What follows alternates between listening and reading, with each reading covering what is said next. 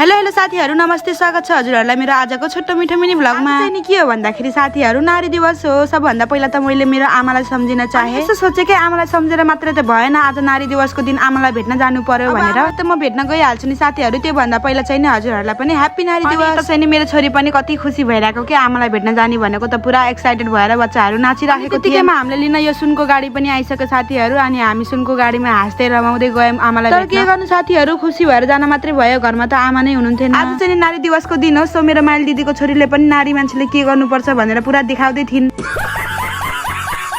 ल आज चाहिँ नि मेरो भ्लगमा नयाँ मान्छेको आगमन हुँदैछ। उहाँ चाहिँ नि हो एउटा नारी जो कि मेरो भदैनी हुनुहुन्छ। आज चाहिँ नि हो एउटा नारी। के बोले भाइ? नारी दिवसको दिनमा चाहिँ नि साथीहरु भ्लग चाहिँ नि नारीकै हेर्न पर्छ है। So thank you so much मेरो यहाँसम्म भ्लग हेरिदिनु भएकोमा। आमासँग भेटेको भ्लग चाहिँ नि म भोलि पक्का हाल्नेछु साथीहरु। आजको लागि यति नै, भोलि भेट्नेछौँ, बाइ बाइ।